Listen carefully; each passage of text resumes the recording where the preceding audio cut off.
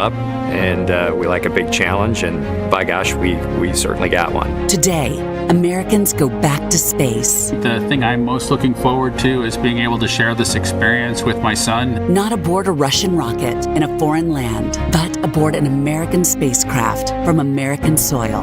I'm still trying to absorb everything that happened because it seems surreal to me. Today, history will be made. Today, Americans go back to the stars. This is an Action News Jax special presentation.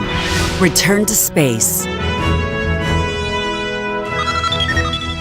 And you're looking live at Cape Canaveral, where the countdown is on. In about 30 minutes, 2 American astronauts will launch into space aboard a SpaceX Falcon 9 rocket. It is the first U.S. launch of Americans from U.S. soil in nearly a decade. And new video shows the 2 astronauts who are on board. You can see them strapping in ahead of the launch there, and face masks on the 2 people, helping them to get settled in. In the last hour, President Donald Trump and the First Lady arrived at Kennedy Space Center to watch the historic launch. Welcome to a special Action News Jax coverage of Return to Space. I'm Tanika Hughes. And I'm Ben Becker. You can feel the excitement, right? This is history in the making. Now, we'll be with you through the launch at 4:33. Until that time, we'll show you why today's mission to the International Space Station is such a historic event. Action News Jax has live team coverage. Our crews are breaking down the mission, introducing you to the astronauts, and dealing with the history, detailing it and how we got to this moment. Let's bring in Action News Jax First Alert Chief Meteorologist Mike Burrish to get a check of the current conditions.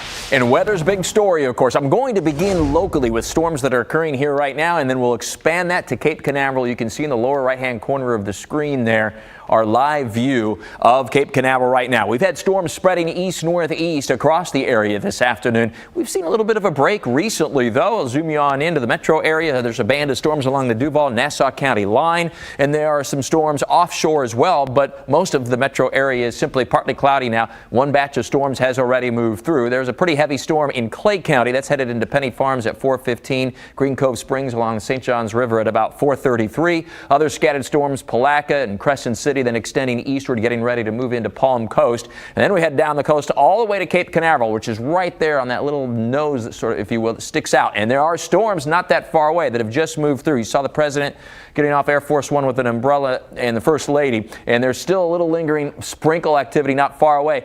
But most importantly, there are lightning strikes 9 and 10 miles away, respectively. This is going to be really close as far as whether or not that lightning is an issue. And there are some additional storms trying to develop from Orlando southward that are headed east-northeast as well that we'll be keeping a close eye on over the next 30 minutes as we head toward lunch.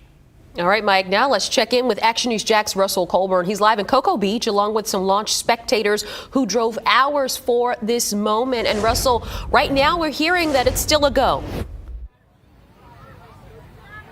And we've had flocks of people come here to the beach, people in RVs, some coming as far as Massachusetts out here. Take a look. It is really filled up. Thousands out here on Cocoa Beach. And the rain has started to subside. We did have some wind and rain early through much of the afternoon, but thankfully that seems to have gone away. We do have video for you of the unmanned demo launch of the mission known as Demo 2. Today, 2 American astronauts in the SpaceX Crew Dragon spacecraft could be linking up with the International Space Station, so timing is critical here. They have a slim margin for error to the dock at the correct time when the ISS is directly over the U.S. to allow for the best communications. Again, this is the first manned mission from U.S. soil scheduled to be launched since the space shuttle retired in 2011. This isn't only historic for that reason, but the fact that they're attempting to do this during a pandemic when, as we know, many government entities are shuttered. Liftoff, of course, scheduled for 4:33, so exactly 30 minutes from now. Some families are camped out here in RVs. It's been sitting in storage a little bit due to everything that's going on in the country. So it was a good day, got the family together here. We're actually visiting from Massachusetts. We have a home down in Orlando, and we're just excited to show the kids the launch. Back out here live on a packed Cocoa Beach. According to the launch day schedule, in minutes, the crew should be loading the second stage of liquid oxygen. Factors like weather, of course, will determine if we're a go, and of course, we'll keep you updated. And the plan is now, if we can't get the rocket off today, Saturday is the backup. Live in Cocoa Beach, Russell Colburn, CBS 47, Fox 30, Action News Jax. Yeah, and Russell, we just got word it is getting fueled up at this very second. Meantime, Action News Jax Amber Kriska picks up our team coverage live from Jack's Beach. Amber, you talked to a family who was at Jack's Beach 9 years ago to see the last shuttle launch. And while they only got a small glimpse of it, they say it's something they will never forget, and they're hoping to see another one today. We saw it in 2011. 21-year-old Maxwell Blaylock will never forget seeing a rocket launch 9 years ago at the age of 12. It was very small, and you could see like the light shooting off. He's hoping he will get a chance to see another one this afternoon. I'm hoping the clouds clear up so that we'll be able to see something. So does his mom. It's nice to have my children be able to see the launches. The Blaylocks witnessed history before. They hope to do the same today. I can't wait.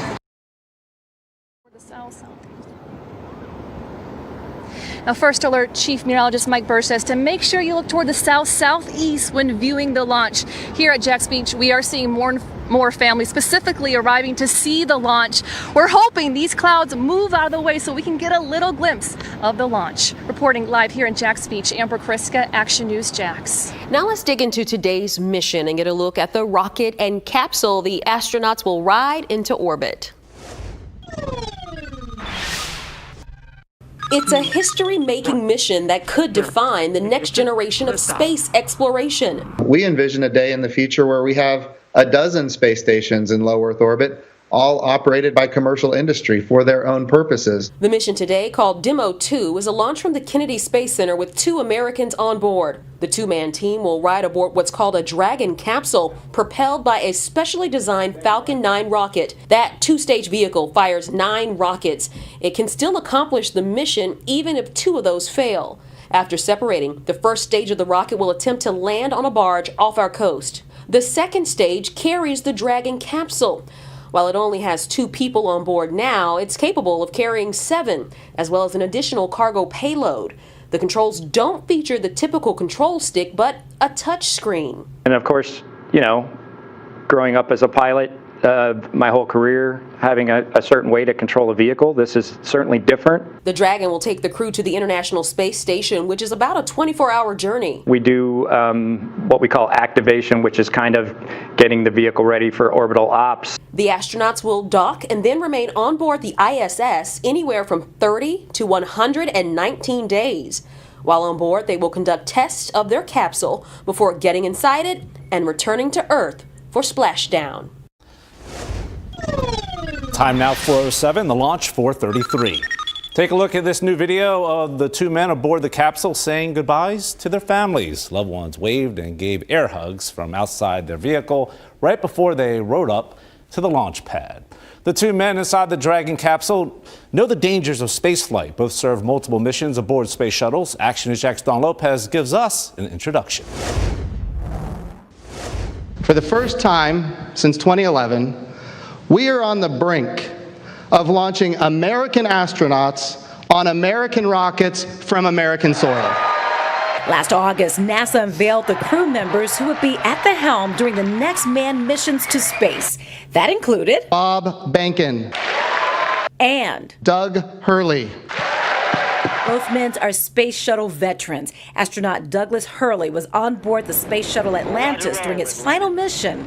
It's well past time to be launching an American rocket from the Florida coast to the International Space Station, and I am certainly honored to be part of it. Hurley will serve as the commander of the spacecraft. Bob Behnken flew 2 missions on board the Space Shuttle Endeavour. He's serving as Joint Operations Commander and will be at the capsule's touchscreen controls. He says he's looking forward to flying the more automated Dragon, a welcome relief compared to the complexity of the Space Shuttle. It is absolutely like flying the iPhone. Both men joined NASA in 2000. They've been friends for 2 decades. Absolutely is a help. I think we're way past the polite stage in our relationship. They both met their wives in the NASA astronaut class of 2000. Behnken married Megan MacArthur. Hurley married Karen Nyberg. They're great guys. On launch day, Hurley's son Jack will be watching. He drew this picture of his father's spaceship. He hasn't talked about being scared or nervous. He's talked about how proud he is of his dad. They'd all rather focus on potential rewards for America as a spacefaring country and as astronaut dads. I think the thing I'm most looking forward to is being able to share this experience with my son. I'm just excited for him to be able to see it with his own eyes and experience it. Their wives and children are at the Cape in person to watch the launch. That should give them a new appreciation for what mom and dad do for a living. Dawn Lopez, Fox 30 Action News, Jax. All right, we just got word from NASA. We're going to find out in about 4 minutes if this launch will be scrubbed because of weather. Again, we're going to keep you posted, and Mike Burrish is tracking it as well. NASA has taken every precaution to leave one thing off the Falcon 9 rocket, the coronavirus. Action News Jack's Letitia Barriola details how it's being done. Astronauts Doug Hurley and Bob Behnken are ready for launch. The pair are more than familiar with NASA's regular quarantine rules. Those have been standard for decades to prevent danger to the mission from a sick astronaut. But those strict measures have been ramped up due to the coronavirus. Along with stringent social distancing and protective equipment, NASA is blocking their families from watching in person.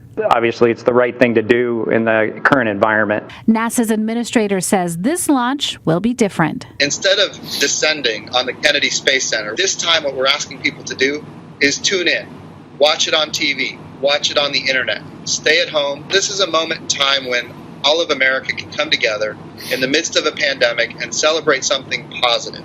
NASA has always taken precautions to protect astronauts and their families. During their first few moon missions, crews were quarantined for 21 days after they returned from space to ensure the only thing they brought back from the moon were rocks. Letitia Barriola, Fox 30, Action News, Jax. Ahead, a local launch. Details of when spaceflight arrives in Northeast Florida. And it's not rocket science, it's football. How the Jags' backup quarterback's dreams extend far beyond the gridiron.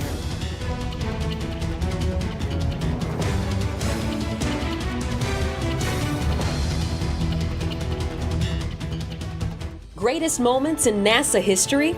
The moon landing. It's the human achievement that changed the way we look at the world.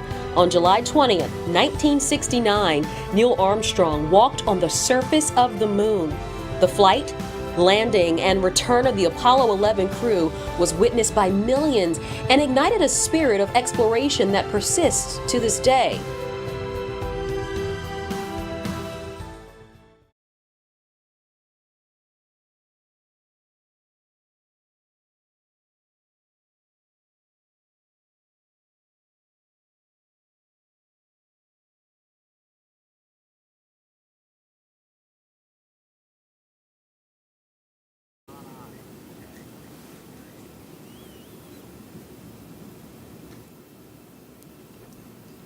These clouds can seem really deceiving at times, right? You see the blue skies peeking through and you think everything's fine, but you just don't know. That's why we have those launch weather officers. Absolutely. And I know, we've talked about it before, but it's not just the weather in Florida that they're looking at. They've got to look at weather downrange. If they were to have an abort in flight and they needed to come down somewhere in the ocean, they need to consider what the weather's like out there, because recovery teams have to go out and get them in a situation like that. So there's so many variables, and that's why not just with this flight, but with every human space flight we've had in the past, there's always a very good chance of a scrub because you do have so much criteria that you have to meet. And we're going to listen in now. We're just seconds away from a weather update. Stage 2, RP1 load complete.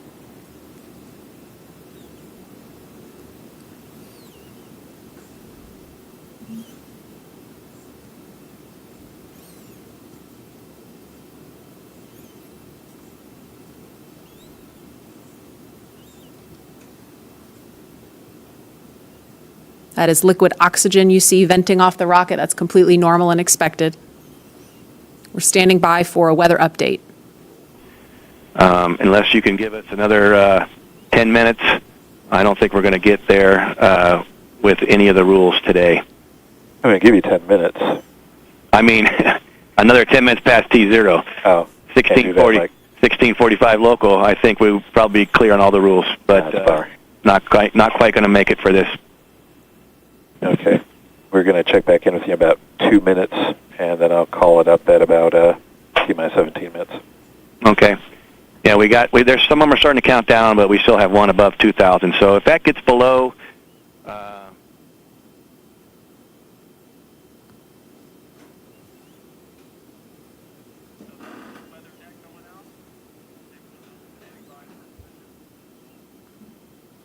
And that didn't sound great right there. That was the weather net going out, but we're still standing by for a final decision.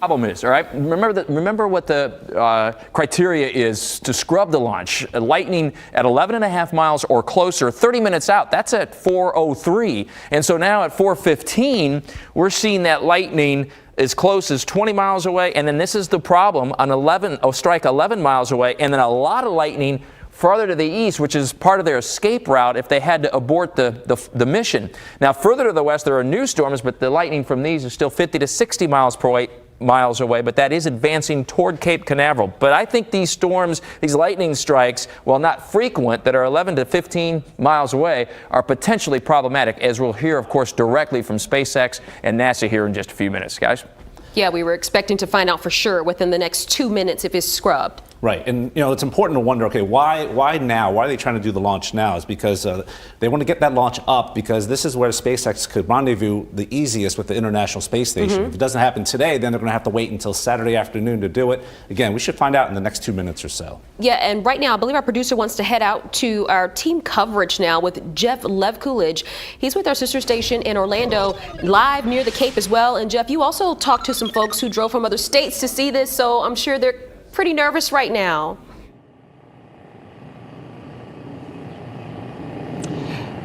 Yeah, they're a little nervous, but they're hopeful that that launch is going to take place. A lot of them showed up here at 2 in the morning to get a spot. You can see a line of people just all over the bridge here in the park here. We're in Parish Park in Titusville. You can see down here just how full the park is with spectators waiting for that launch. Now, this day is a culmination of achievement that began just 4.5 years ago.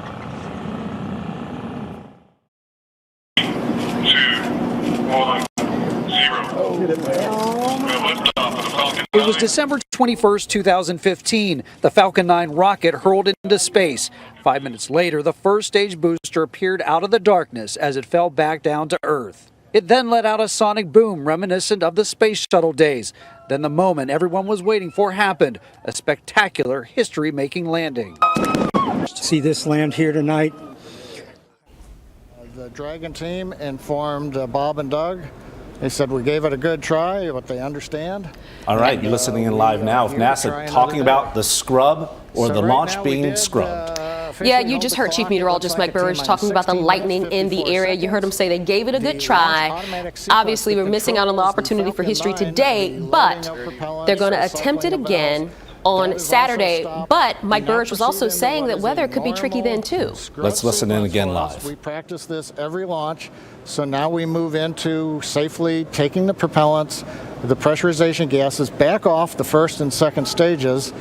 As things get into a safe configuration, then we will disarm the escape system on Dragon, and we'll bring the crew access arm back around the spacecraft. So right now, we got down to just inside 17 minutes. The hardware was working very well on both Dragon and spacecraft. We had the fuel loading going on. We had liquid oxygen loading going on, everything but second stage. And the weather just needed a little bit more time to clear the conditions.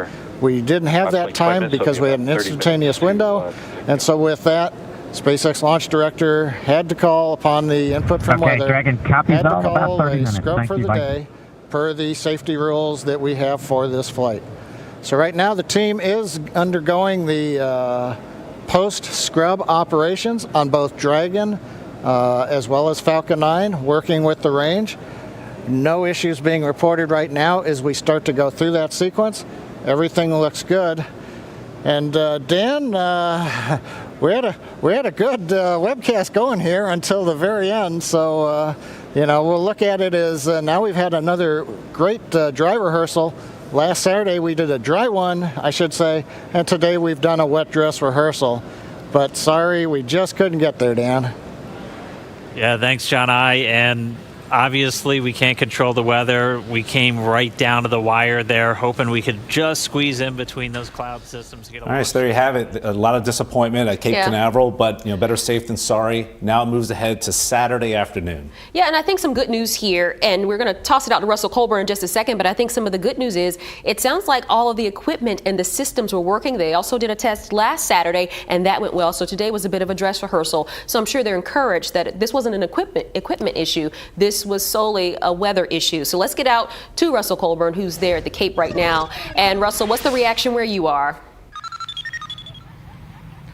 Oh, what a bummer, Tanika. But I got to be honest, I don't think it's a real surprise for anyone out here. We've been out here for several hours, and the rain and the wind has just been off and on.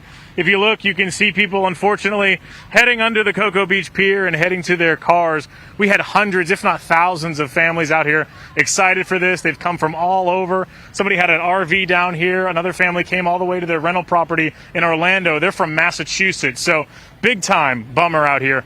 I want to show you the people that might have the biggest case for aggravation. These people that are up here on the roof, they've been up here all excited all day, getting ready, getting geared up, and now they just hear the launch is scrubbed. But as Tanika said, hey, at least it's just for weather reasons as far as we can tell right now. We hope that they can get another chance to get up on Saturday, and of course we will have all that covered for you. But for now, people here at Cocoa Beach just heading back to their cars, ready to do it all over again on Saturday. Let's go back to you guys. All right, Russell, let's head out to Action News Jack's Amber Kriska, a little closer to home in Jacksonville Beach. And Amber, the beaches were the best spot to try to catch a glimpse of the rocket, but folks are going to have to try again on Saturday. Yeah, what a bummer, because, it was off and on rain for most of the day, and then we started to see the sun come out, some of the blue skies, and everyone was kind of getting hopeful and expecting that we're going to see this rocket launch. And I'm just going to talk to Amir and his family over here. You guys have been looking forward to this all week, right? Yes, ma'am. Talk a little bit about it. Since my mom told me about it when I came back inside, I got really excited. And I've been really looking forward to this day so much. Talk a little bit about, Amir, when you heard that it got scrubbed today. When I heard it got scrubbed today, I got really mad, and I didn't really like their choice of the ideas. But you understand, and you guys will be back out here Saturday, right? Yes, ma'am. All right. Thanks, guys. Well, a lot of disappointed people. I'm disappointed, too. But we'll see you guys back here on Saturday. Reporting live in Jack's Beach, Amber Kriska, Action News Jacks. All right, that launched 3:22 Saturday afternoon. Now, helping us understand what happened today is Dr. Terry Ellis, professor of physics and astronomy with JU. She's well versed in the history of the space program. Now, Dr. Ellis, what's your takeaway of what you saw so far today? Well, it's really not surprising that they had to scrub Florida in May in the afternoon. It's really not unusual for this kind of weather, and especially since this is a demo mission, they really have to be careful about what they're doing and make sure that if something did go wrong, whether it was the hardware or whether it was the weather. And obviously they mentioned they were pretty proud that the equipment held up. So what do you think that says about the potential success on Saturday, depending on the weather? I think when we have good weather, they should have a successful launch. Hopefully Saturday, if not Sunday. Whenever the weather is good, I think they should be able to do it. Now, for someone like yourself, what is the one thing you're looking forward to the most to see this rocket go up into space? Actually, what I like the most is seeing the first stage come down and land on a barge. I just think that's the neatest thing. I've seen a lot of launches, and they're all spectacular. But just the fact that they can land that first stage on a barge and then reuse it is just really neat. And I know that some people might say, well, the lightning isn't right there. It's 11 miles away. It's 30 miles away. There are stringent safety protocols in place. There's no taking chances when it comes to something like this. That's right. And it was just 11 and a half miles, I think. It was just inside of that border. But, if something was to happen, in a case like this, better safe than sorry. We talk about the importance of this, and maybe some people may be like, okay, why does it really matter? Why does it matter to get up into space? And I know in the past, there's been inventions that have come from space travel, right? There have been a lot of inventions from space travel, a lot of spin-off technologies that you develop the technology for space travel, but then you can use that technology for something else. And and so there's a lot of economic benefit in that regard. I'm not sure if it's true, but supposedly Velcro came from the Apollo program. Yeah, what about Tang? Is that true? Is Tang also part of it? I'm sorry? No, that's okay. I was making a joke. Yeah, he was asking about Tang, yes. Asking about Tang. We appreciate your perspective in all of this. What would we do without it? Yeah, we appreciate your perspective in all of this, and we're going to see her back here on Saturday, I'm sure, if we're able to have a successful launch. All right, Russell Colburn again is live down in Cape Canaveral. Russell, what do you have?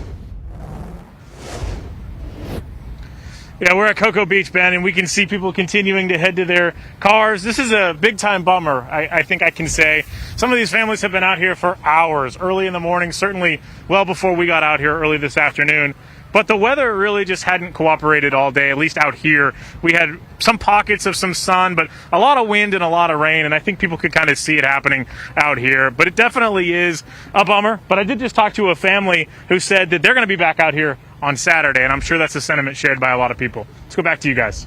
All right, and Saturday, the launch will hopefully happen at 3:22 p.m. You can watch a pre-launch special, and of course, we're going to bring you the launch live on Fox 30 and CBS 47. Hopefully, we'll get to witness history this weekend. Thank you so much for joining us for the past half hour. Yeah, and there's much more ahead on CBS 47 Action News Jacks at 5. A team helps local medical workers, and also we're taking a look at We're outlining the city of Jacksonville's guidelines for safely reopening pools and summer camps in an Action News Jacks exclusive about business at Jacksport. We will see you at 5.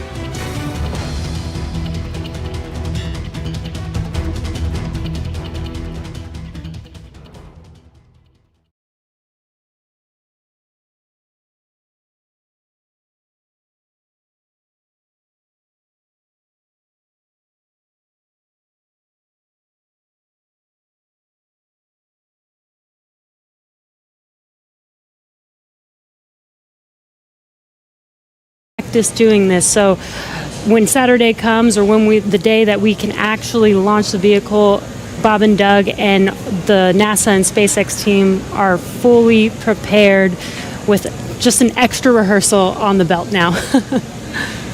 Yeah, as we had talked a couple of times throughout our countdown, the weather is a lot more complex when we're launching humans. You have some more stringent requirements in place, not only around the pad, but in the case of this launch today, we were also looking at whether the entire ascent corridor, as we call it, so basically the entire way that they were flying up the east coast of the United States in this launch today, we're monitoring that weather because those are areas that if they have an ascent abort, or basically Dragon firing off of the Falcon 9 while they're flying into space, we have to make sure that conditions are good in the sea states around those areas, just so they're not going to be landing in the middle of a hurricane, which we did have a tropical storm forming right off the coast of South Carolina today, just to help complicate things a little bit.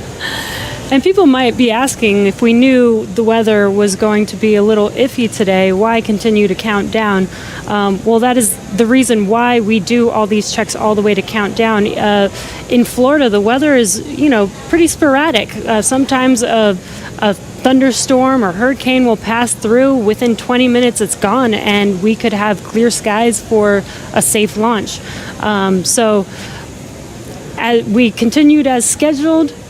Standard procedure again, to just continue to monitor weather all the way down to the last minutes of the count, and we see what happens. So today, unfortunately, we did scrub for weather, but we will attempt again this Saturday on May 30th.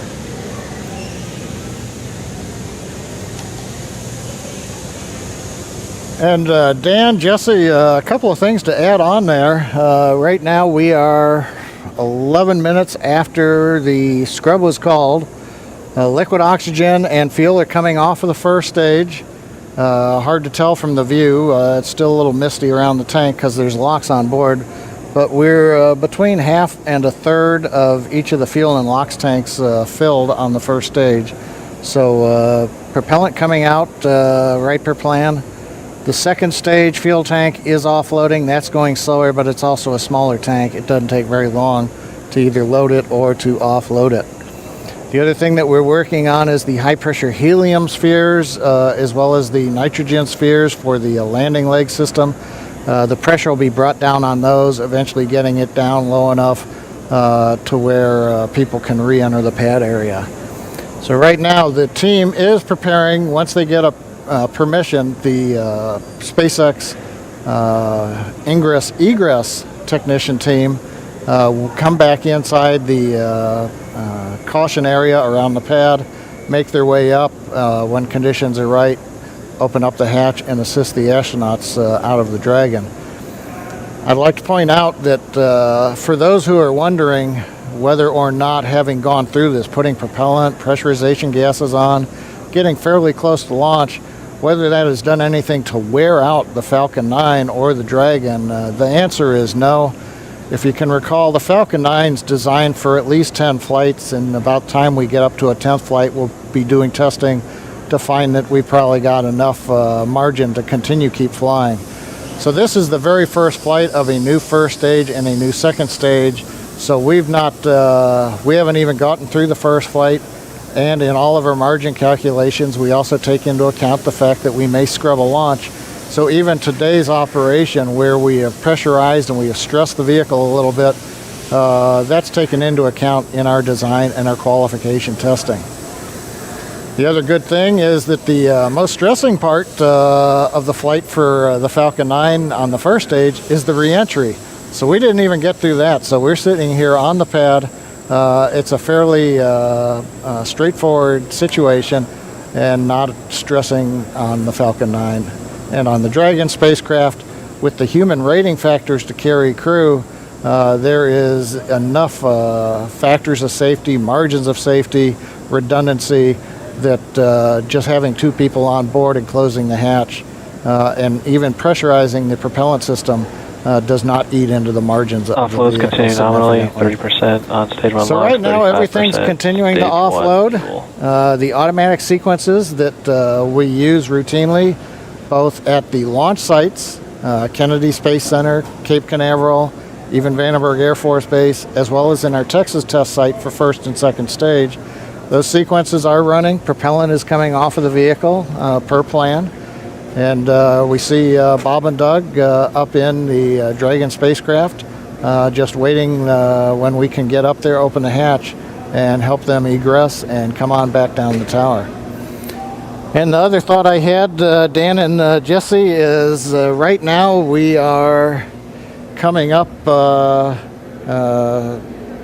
what would have been T0.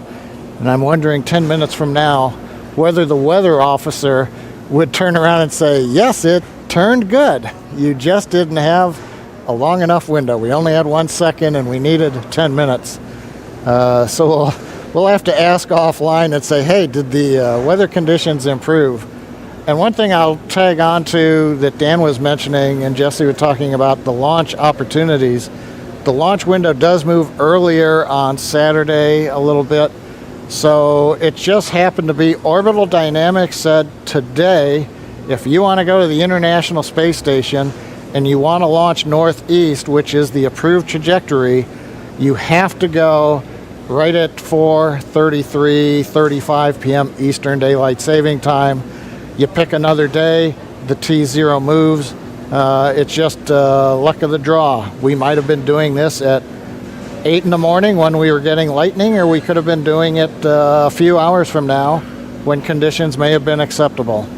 So in the end, we can all look at Isaac Newton and Johannes Kepler for orbital dynamics telling us when do we launch, and that stuck us right in the middle of a period of bad weather. So there's my science lesson for today, Dan and Jesse. Appreciate that, John. That helps soften the blow of just moving past that T-0 time. But for anybody, if you're just now tuning in, wondering why Falcon 9 is still sitting there on the pad as we move past that T0, we did have a scrub for weather today. just not able to clear all of those constraints. We keep a very close eye on the weather around the pad and their whole way Dragon uphill. SpaceX for weather.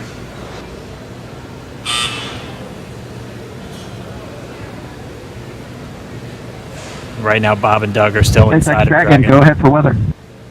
Yeah, I just wanted to give you some more words on the scrub rationale. Yeah, so we basically scrubbed due to 3 rules that we were violating.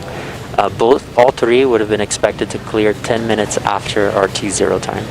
And those 3 were natural lightning, the fueled mills, and the attached anvil.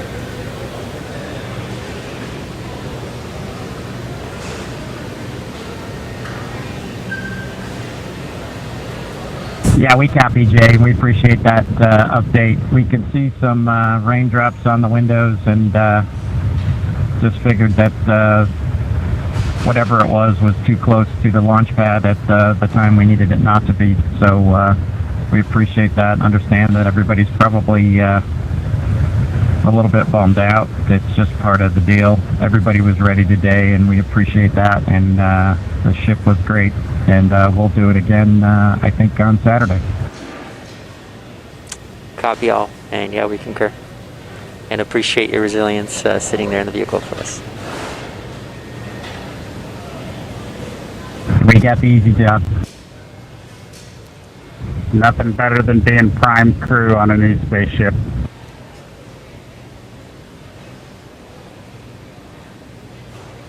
Copy that. All right, some great words from Bob and Doug. They're feeling good inside Dragon. They'll be ready to go when we make our next attempt on Saturday. Right now, we're just still waiting for all of the fuel to come off the Falcon 9 rocket. After Stage 1 that, LOX and fuel roughly 20%, and Stage 2 fuel 36%. and so that call right there, we're still at a little over 20% on fuel, RP1, and LOX, liquid oxygen, on the first stage, and then at about 26% on RP1 on that second stage. So again, it takes about 40 minutes once the process starts, so we should have right around 30 minutes or so until all that fuel's off. And then the crew will get the go to disarm the launch escape system. We'll see that crew access arm swing back into place, and they can begin to egress or get out of the Dragon spacecraft. And you heard it live, that weather update of what we violated. We were just 10 minutes off, unfortunately, but again, today was an instantaneous launch. And as John explained, it's due to the orbital mechanics and making sure that at the time we launch, it will allow